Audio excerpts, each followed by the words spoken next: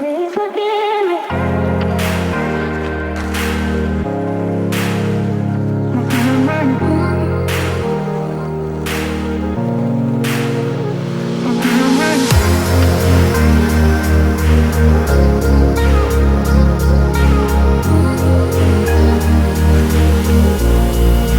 Please forgive me.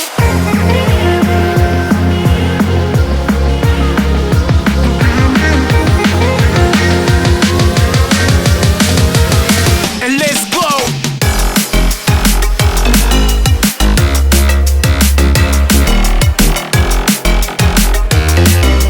Salutare, bă băieți, și bine ne-am regăsit la primul video de pe acest canal. Aceasta este mașina, un BMW E90 320 2000 diesel ca tot românul. Abia mașina ce am scos-o din service. Aceasta este o mașină care mi-a făcut o grămadă de probleme, și anume am ajuns de la pierderi de ulei sau de la păpat ulei, am ajuns la segmentare. Când am dat motorul jos, și o să vedeți poze prin împrejurim, o să vedeți poze cu tot procesul segmentării. Am ajuns să-i fac segmentare, am descoperit două pistoane pulite, unul era spart și unul topit. De aceea am cauzat mie păpatul de ulei, cum s-ar spune, îmi halea 2 litri de ulei la săptămână. După cum observați, acesta este farul nou, deoarece am avut accident pe partea aceasta și n-am mai avut timp, deoarece mașina a fost în proces de segmentare și n-am mai avut timp să-i pun alt far. Acesta este cel original, adică așa a venit mașina.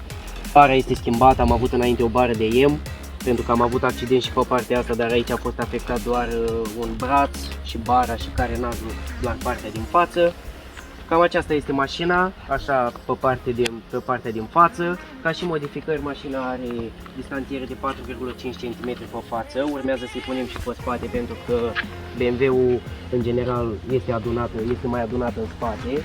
Și doar ori cu un set de jante mai mari sau cu distanțiere se poate rezolva să fie puțin mai măricică și din spate. Etrieri sunt vopsiți la spray. Un proces simpluț care toată lumea poate să-l facă acasă. Pe partea din spate avem mici modificări, și anume folie la triplele din spate. Cele originale veneau aici cu alb, aici a fost pusă folie. Un tips nu Akrapovici sau așa, evacuare pe 63, nu este foarte zgomotoasă, nu este nici foarte frumoasă așa la sunet, să zic așa. Este cât de cât decent față de o evacuare originală sau o evacuare stock. Așa, va urma un difuzor pe spate și probabil va urma și evacuarea schimbată, dar astea pe viitor. Primul lucru trebuie schimbate siglele acestea. Cam așa este vizual partea din spate. Jante pe 17 sunt cele de vară, cele de iarnă sunt pe 16, nu prea îmi plac mie așa ca jante, așa că vor urma și un set de jante mai frumoase, sau măcar să le băgăm pe astea de iarnă și să luăm alte jante de vară. Pe partea de motor, ca să vă explic ce am schimbat, deci aici, după cum vedeți, acum este clean, este curat. Deci am schimbat inclusiv folie motor, pompă de apă, tot ce ține pe partea de bloc motor, distribuție, tot. Pentru detalii sau pentru asta puteți să-mi scrieți în comentarii ca să vă explic cam cât m-a ajuns procesul de segmentare și cam cât m-au ajuns anumite chestii. A implicat foarte mult de muncă, deci nopți nedormite, muncă, chin și stres. Așa, pe partea de motor, ce am mai schimbat epuratorul, filtrele și cam atât. Nu prea am schimbat cine știe ce, doar în momentul în care a intervenit procesul de segmentare, atunci a fost schimbat tot. Radiatorul de apă era spart, a necesitat schimbare și el. Și ca și investiție mai mare a fost volanta și cu ambreiajul, pentru că volanta la cald bătea foarte tare. Am schimbat-o și pe aceea. Tot la fel, după aia n-am mai avut nicio problemă. Pe partea de interior, mașina nu se prezintă excepțional, va urma și un detailing pe interior. Ce avem volanul care a venit de fabrică, volanul original E90. Schimbător, nuca de la schimbător este schimbată pentru că cea originală se degradează foarte repede în timp.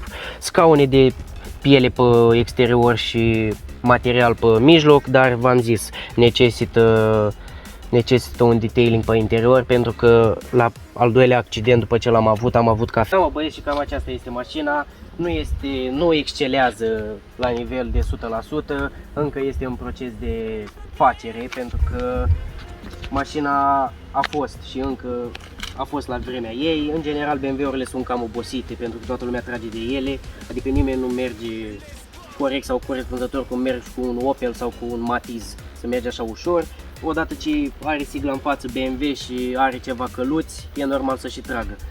Și mi-am adus aminte, mașina are un Stage 1, un soft Stage 1, teoretic ar fi dusă pe la 215 cai, dar niciodată nu i-am făcut un dyno, pentru că mașina a stat mult în service, prea m-am bucurat de ea, dar o să o ducem și la dyno.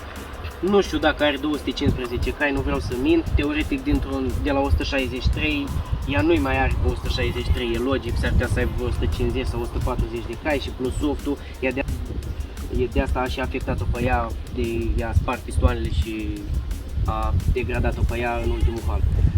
Dar să sperăm că va fi ok. Momentan sunt mulțumit de ea, abia ce am ieșit din rodaj cu ea și am început să merg mai normal și momentan se prezintă ok. Chestia e că ea nu mai are catalizatorul, are catalizatorul anulat, scos și de asta scoate fum și din cauza softului va trebui să-i fac un alt soft, să-i anulez cel pe care l-avea pe mașină, pentru că nu garantez softul ăla, pentru că este făcut undeva în spatele blocurilor de cineva care are și el pe calculator și nu garantez, așa că voi face la niște băieți care se ocupă de așa ceva. Cam aceasta este mașina, va urma un clip și cu Passatul și câteva clipuri cu mașina aceasta când îi vom face anumite modificări și clipuri de la service, așa că stați pe canal, nu uitați să dați un like și să vă abonați. V-am salutat, pa, pa!